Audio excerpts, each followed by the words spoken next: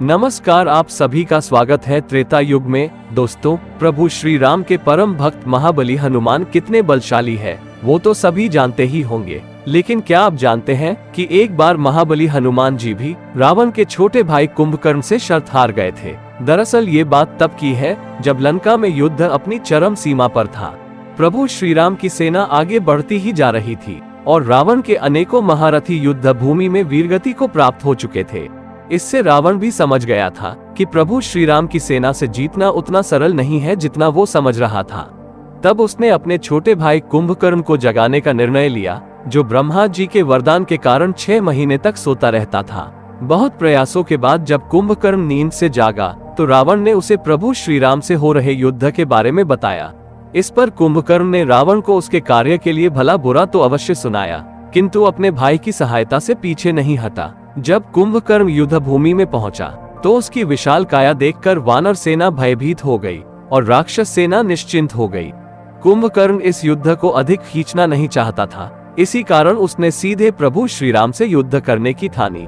किंतु वानर वीरों के होते हुए वो प्रभु श्री राम तक कैसे पहुंचता। लगभग पूरी वानर सेना उसके विशाल काया से भयभीत थी, किंतु वानरों में जो महारथी थे उन्होंने कुंभकर्ण को रोकने का प्रयास किया, जिसमें सबसे पहले नल, फिर नील आदि वीरों ने कुंभकर्ण को रोकने का प्रयास किया, किंतु उसके बल के सामने वे ज्यादा देर टिक ना सके।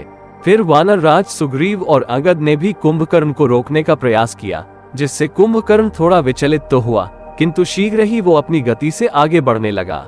तब ऋषराज जामवंत जी ने एक भीषण मुष्टि प्रहार कुंभकर्ण पर किया, जिससे वो थोड़ी देर रुका और उसने जामवंत जी के बल की प्रशंसा की, किंतु वानर सेना का संहार जारी रखा। तब और कोई चारा ना देखकर जामवंत जी ने हनुमान जी से उसका मुकाबला करने को कहा। महाबली हनुमान जी का बल अपार था। उन्होंने युद्ध क्षेत्र में आकर कुंभकर्ण को ललकारा। कुंभकर्ण के विशालकाय शरीर के सामने बजरंगबली ने भी अपना विराट रूप धारण किया और फिर दोनों में भीषण द्वंद्व आरंभ हुआ।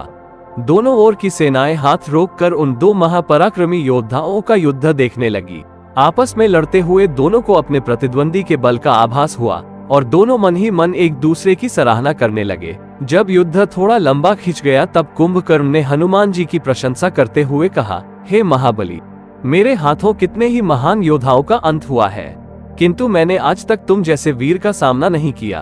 किंतु मेरे और तुम्हारे युद्ध का कोई परिणाम नहीं निकलने वाला, क्योंकि तुम मुझे परास्त नहीं कर पाओगे और युद्ध इसी प्रकार चलता रहेगा।